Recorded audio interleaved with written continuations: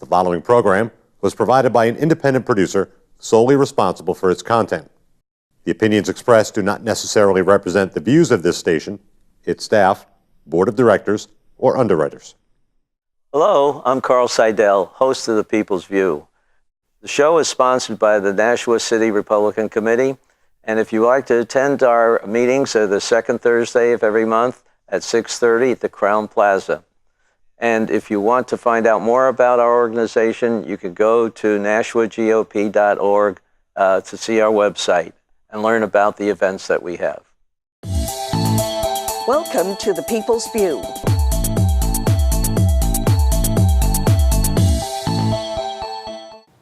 Hello, and help me welcome John Washburn, who's a candidate for representative from Merrimack. Merrimack's a neighbor of Nashua, so I'd like to hear a little bit more about what the problems are in Merrimack and how you will solve them when you get up into Concord. John, okay. How you do? Okay, nice Carl. to talk to you. Well, thank you for hosting me. Well, yeah, I have lived in Merrimack for the last 17 years now. Originally came from Massachusetts, and not to make light of anyone who really is a refugee, but I like to make a joke about I consider myself a refugee from Massachusetts. Well, I did the same thing from Chelmsford, Massachusetts, so I know what you are. So, well, when I moved here, I noticed that it wasn't just talk. There really was a so-called New Hampshire advantage. And I came to live in Merrimack and got admitted to the New Hampshire State Bar and by full admission before they relaxed the standards. But, and unfortunately, over the years, I've noticed different things that the so-called New Hampshire advantage did seem to be slipping away. I could see it with the types of people that I would deal with in my practice. I would see people who I used to see a lot of people would come in about incorporating, starting a business, different business issues they have. And it seems like the last several years, I've seen too many people who come in about bankruptcies, IRS problems, just difficulties in running their businesses and their personal financial problems. And I've seen how a bad economy and excessive government regulations can hurt people. And my practice is basically, I'm a solo practitioner. I deal mainly in business planning, taxes, some civil litigation, estate planning. I do a little bit of personal injury, but I don't run ads claiming that even if you thought the accident was your fault, I might be able to get you money, or claiming to settle IRS debts for ridiculous amounts. But as a lawyer, you're really looking at some of the core things in New Hampshire, businesses and how people like to live in a free state, I guess you might say, and keeping people informed and helping them with their with their interactions, I guess, is with government, I guess is one thing as I'm hearing you say. Is that is the way you're looking at it? Oh, yes. Yeah. Okay. I think as far as, well, as you put it, the interactions with government, it's not just the court system, it's regulatory agencies, taxation, even, from the town hall to the State House. And as far as, well, I know there's a certain, everyone likes to say there's a certain amount of excessive regulation, but I've noticed that there is in terms of, I know there's an issue about occupational licensing when we have things with the person who does the shampoo when you go in for a haircut has to be licensed. Yeah. And landscapers, from what I understand, they have to be licensed, but you could buy the same chemicals yourself at some local hardware store, apply them to your own lawn, and you don't need a license. Right. But for some reason, we need licenses and exams and bondings. I mean, I'm not against occupational or professional licensing per se. if anything, I think maybe there should be a little bit more regulation. I'm probably not going to be popular for saying this in the legal community, but I think maybe there should be a little bit more regulation of attorneys and judges. Wow. But You're not going to get that, I guess, for a while. But so you decided that you'd run for state house. You think that that's one way of attacking some of these issues? yes, I guess you could say, and I'm not trying to be melodramatic, but I guess you could say I almost felt compelled to run. I had become active in politics in the Republican Party in New Hampshire over the last few years. I was somewhat active in Massachusetts. I served in a local board of selectmen in a town down there, and I got to see some of the rough and tumble first-hand dealings of a board of selectmen and town meeting time and setting the budget and all that fun stuff. And I had kind of stayed away from it when I moved to New Hampshire. I wanted to kind of settle in, try to build a practice, sort of put down some roots, but I got more and more involved. I got involved in some of the various presidential campaigns. And then, like I was saying, I discovered that the New Hampshire advantage did seem to be kind of slipping away from what I could see. For example, the taxes. Everyone thinks that New Hampshire doesn't have an income tax. Actually, it does. There's an interest and dividends tax.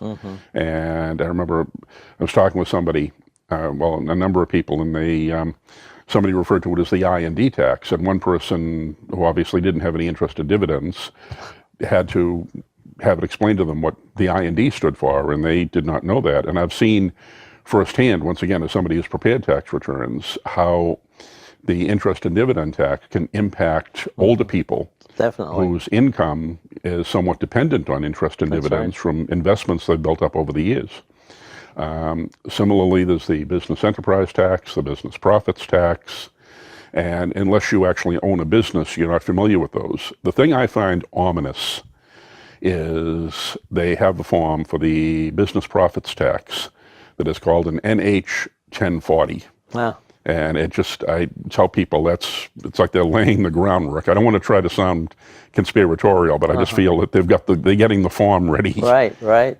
That's a little bit what we're worried about with the sales tax issue that we had to discuss this summer. That's it, the Wayfair decision, and I know that there's going to be some struggling over that. I'm sure that I know some of my friends who were state reps were telling you about the special session, and I know there's a whole issue there too of state sovereignty versus federalism, and but I think that's the great thing about New Hampshire though, is it will assert state sovereignty, but once again there's this sort of, I guess, this creeping encroachment. From what I understand, you could probably correct me if I'm wrong, but from what I understand, about 30% of the New Hampshire budget basically comes from federal programs. A good portion. Yeah, and I think this is, once again, a threat to state sovereignty. If you're getting that dependent on the federal government, I think this wasn't what the Founding Fathers intended. They intended sovereign states. Right. And, as I believe it was Justice Bork once talked about in one of his books, he talked about the overlooked separation of powers, and one of them was the federal and state give and take. But I think you're right. I think it's something that we have to watch, and the people are very sensitive to it. And I think one of the problems were a lot of people felt we didn't spend enough time in working out a solution. I think people probably on this sales tax thing looked at it as it's something that slows down. It's a bump in the road, but is it the right thing to have a bump in the road, or some thorough discussion on what the proper solution is? Because you have to satisfy people who don't want the federal government sticking its nose in our business as much as possible by telling our people that they have to do this. Unfortunately, you have the commerce part of the national constitution that puts a lot of control into the federal area. And I think a lot of it should also be with the approval of the state. Not, the state might not be able to implement anything, but they also should be able to control what's implemented against them. So it's a two-way street, and I think that's the feeling that a lot of people developed in that session that we had. And it only made, I think, by half a dozen votes what happened, and they did want to continue a discussion, have a commission to look into what other options there were, instead of the very slow administrative tag that they put on the issue. And I'm not sure how long that would have held. But they essentially had that commission. I think we're going to get back to that, if nothing else. We'll find out probably in the next couple months what's going to happen, because I have heard from certain people that we are going to continue talking about this year. We're not going to wait until the session starts next year. So we'll see what that goes. Is there any other issues that you think, Merrimack? I heard, you heard your problem with contaminated water and stuff that is causing a big hoodoo in certain areas of Merrimack. There is an issue with the company called St. Gobain, and Right. There's an issue of a couple of the chemicals that they are said to be excessive.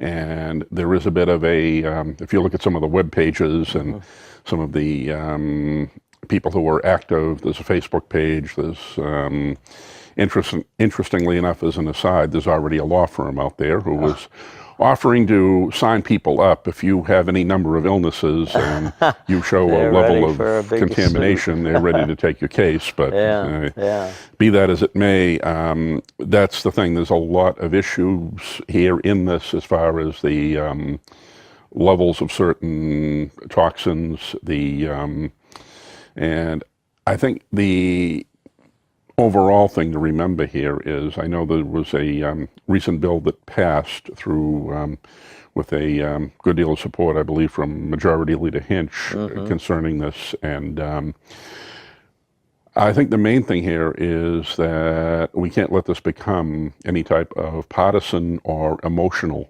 issue. This has to be a bipartisan issue that we look at in a scientific way, make sure that we're not basically letting anything go by, that there's no Band-Aid solution. I know the Merrimack Village District has been working on this, and they, I know Jack Balcom, who was on the board of the Merrimack Village District, and some of the other members have been working on this very diligently, and they're trying to find the proper solution. I think it would be a mistake maybe to buy into any type of emotional appeal of just a demand for clean water. I know most of, well, 100%, I believe, of Merrimack's water supply is what is called groundwater. So I think, not to make light of any contaminants, but I think there are going to be certain contaminants from other sources, naturally occurring substances. In other words, you're not going to get perfectly pure water. Yeah. I think people have to look at it from the scientific point of view. And Merrimack's not the only one that has a problem. That's the thing. And, one solution might not be covered for everybody's problem. Have you worked with, or have you found that Merrimack's working with other communities or even other states, or are they communicating with the federal government? I don't know what the new EPA is doing. I believe they're in communication with the Environmental Protection Agency, but I think probably the town council in the Merrimack, the village district, that's basically the MVD, as they call it. They are essentially the water authority in Merrimack, and they have meetings. I've been to them. They reminded me of the good old town meetings we used to have when I was in Massachusetts on that Board of Selectmen, and there's plenty of debate and discussion and motions and votes, and I believe that there is an effort across the board to find out what the acceptable levels are, and then to proceed from there. See, that's the thing too. I know there's an issue with the I believe some people are saying that the EPA standards are too lenient, and there's some issue about the Center for Disease Control, the CDC, Yeah. about what they're saying the acceptable levels are. And then, of course, I guess anybody who has studied or claimed to have studied the issue has developed their own opinion. Yeah, I was talking with a friend of mine who's Dan Hines. He's he's running for the state senate. He's soon to be a former state rep, and he told me that he talked to some people who were demanding that there be a 0% amount of PFOAs. That's one of the offending chemicals, and I do not think that is humanly possible. Yeah. But A lot of measurements on there are usually sometimes because of the method of detection, less than something, rather than a specific, because they can't measure anything smaller than that. That's another thing. You got to have a way of measuring some of these chemicals properly. If you can't ever say there's nothing there, because there's a limit on the level of detection in most of these chemicals. that's the thing too. And, Yeah. See, once again, I think we have to be careful about falling into any type of partisan or emotional trap, thinking that one candidate has the answers. And I think, well, to coin a phrase, only time will tell, but I think we have to work at this in a systematic, careful manner. Are there a lot of people in Merrimack that still have their own wells? I believe there are. I couldn't give you the exact figure. Okay, so that is a problem too, that you can't solve them in a group solution. You got to almost individually look at what that problem is. That's the thing too. They, I know they're seeing about, I believe, putting filters at the St. Gobain plant. I believe that's from reading the report of the Merrimack Village District, the Water Authority, that's one thing that they are doing to at least stop any contamination. But this is a volatile problem too. It goes, some of the chemical gets aerated and goes out, and because I thought I heard that it actually was found across the river. From what I understand, they've had some problems in Litchfield too. Yeah. That's the thing. I mean, it is too. It's one of those things. It's a local issue and a state issue. That's I think the problem here. So I think all the authorities have to get together and come up with the best solution for everybody. Well, there's a lot of problems in this state that have to be looked at. I mean, we have the drug problem with the opioids, and we also have concern about marijuana. People want to make it open that door. How do you feel about those things? What is there enough treatment in Merrimack, or is there enough concern, or do they think that there's something that needs to be done that isn't being active now? Well, I think some of the things they're doing right now with the opioid crisis are steps in the right direction. I don't think any community is immune, or any. I mean, well, for example, when I was younger, I actually stayed away from drugs, and as I was growing up, it always seems to me that drugs was something that I associated with deviant elements, if you will. I suppose that's kind of a unkind term, but a few years ago, though, I had a cousin who died of an overdose. Oh, really? Oh, Yeah, that's too bad. and it was it was a considerable age difference between us, but I had never before that. I had heard stories about a friend of a friend and things like that, but I had never known anybody who had actually died of an overdose. And I think it shows how it's at everybody's doorstep now. Yeah, that's the thing. I know that the Nashua and Merrimack police departments are very active in this. As far as marijuana, I know it seems somewhat popular and trendy right now to jump on the medicinal, recreational decriminalization bandwagon. I can see perhaps some medicinal use but I can't really go along with recreational use. I know, well, for example, we had a former governor, John Lynch, who was very resistant to any Yeah. type of legalization. In his opinion, it was still a dangerous drug. Well, I have my own doctor that said that marijuana, he would only give it to people who were in hospice. It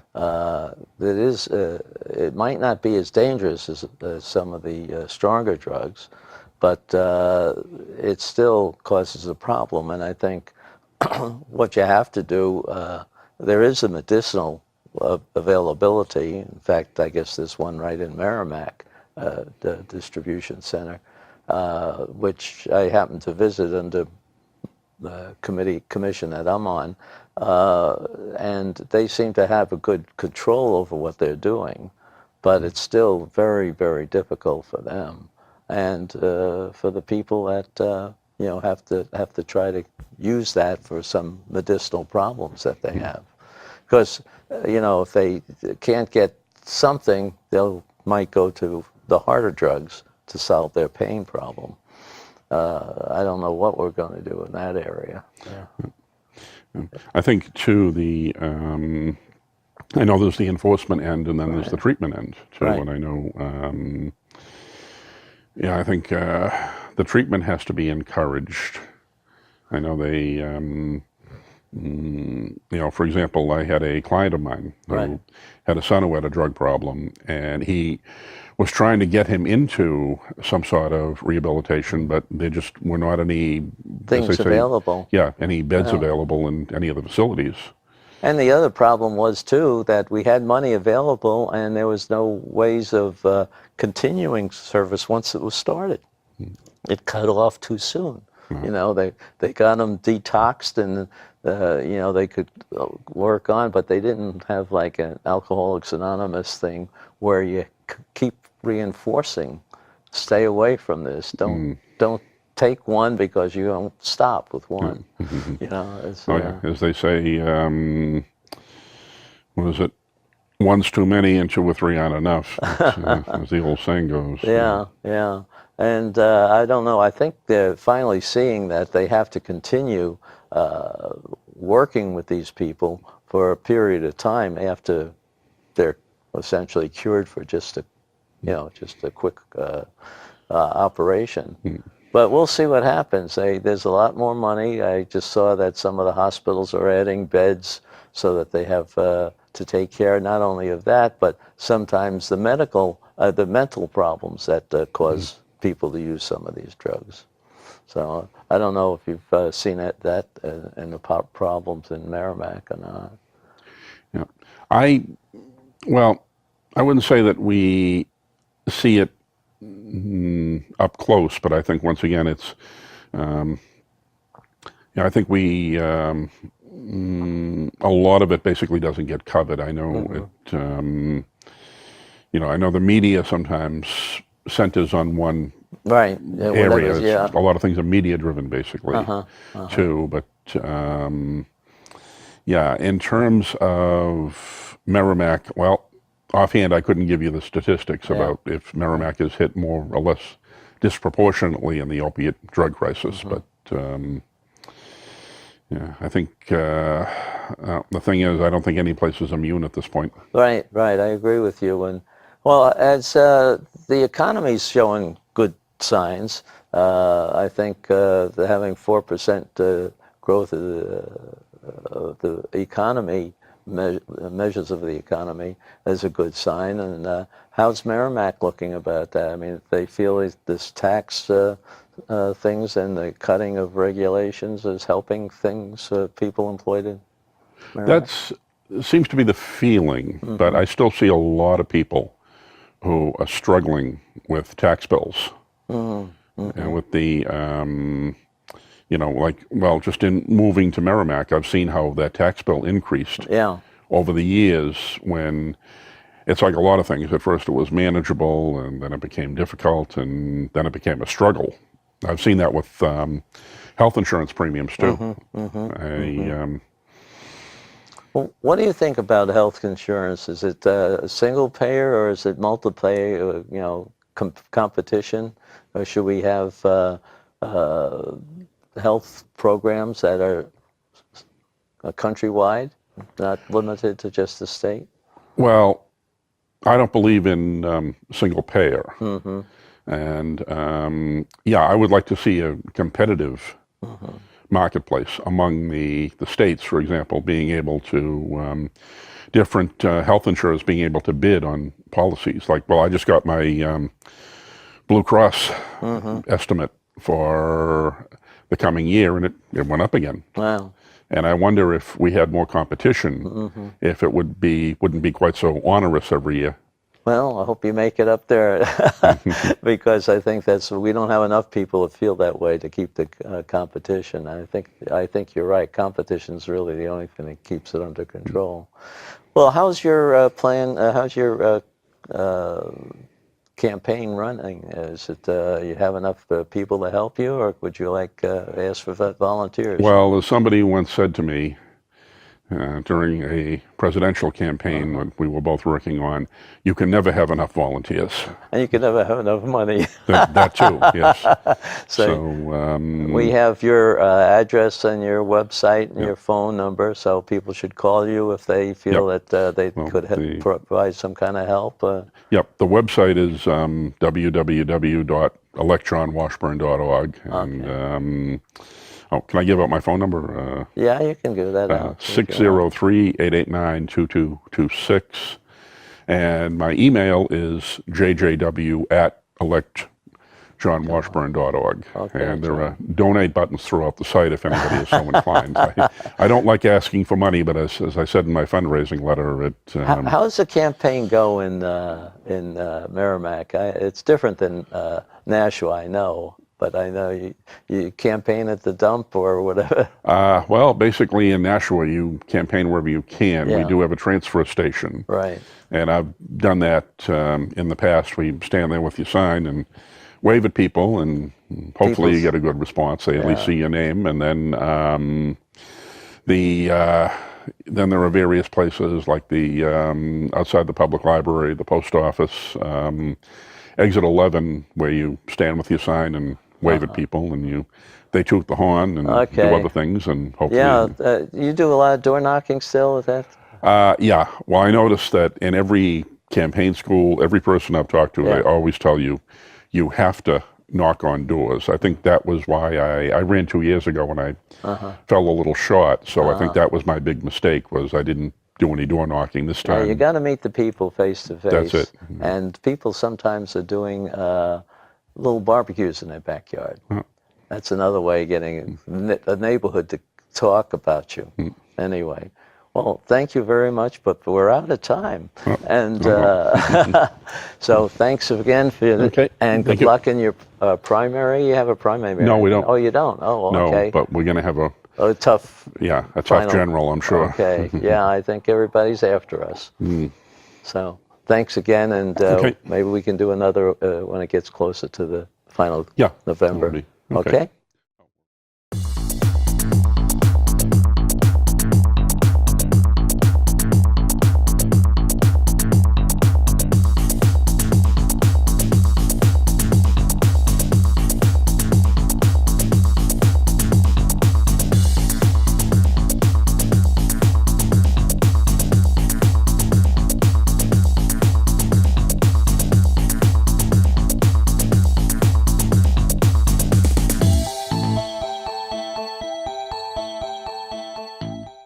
The preceding program was provided by an independent producer solely responsible for its content. The opinions expressed do not necessarily represent the views of this station, its staff, board of directors, or underwriters.